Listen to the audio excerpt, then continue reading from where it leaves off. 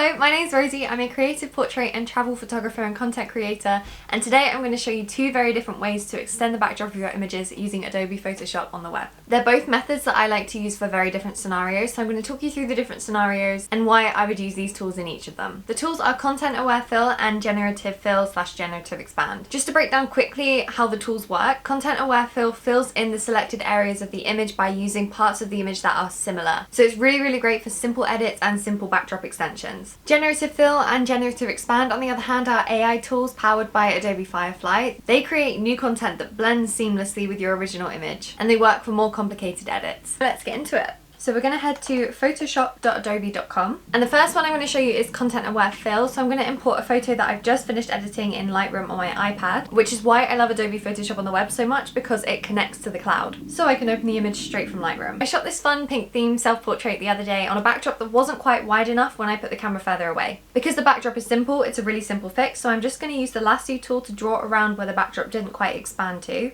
on both sides. And then at the bottom on the little edit bar, we've got a Content Aware Fill option. I'm just going to click that, let it do its thing. So it's taking information from the rest of the image, probably working out that the pink is what I'm trying to extend.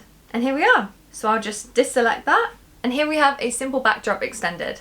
Another quick way of doing this would be using the lasso tool to draw around your subject and then inverting the selection and filling that in. But because it was only two tiny little bits today, I decided to just draw around them myself. Now I'm going to try an image with a slightly more complicated background, which is one I would use Generative Fill for. This is an image I took in the tulip fields in Holland. Obviously on social media you need so many different aspect ratios for different platforms. Sometimes I need a 9:16 for a reel cover, or a 16:9 for a YouTube thumbnail. So in this example I'm going to show you what I would do if I wanted my image to be landscape. First, I would head to the crop tool and expand my image both ways, so I'm still the center. And then as you can see at the bottom it says Generative Expand. If I click on that, I do have an option to add a prompt, but for this one I'm not going to. I'll show you how that works in the next one. But for now I'm going to let it expand itself and work it out itself and see what happens. So if I just click generate. Oh!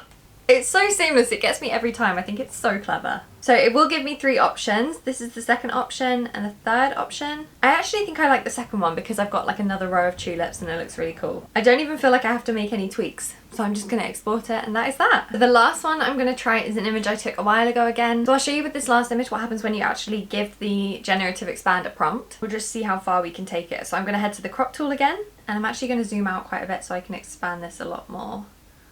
We'll come all the way up here and down here.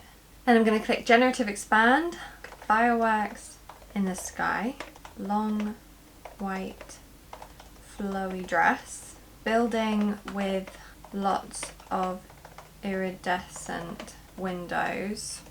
I think we'll leave it at that. I'm testing the limits. And I'm going to click Generate.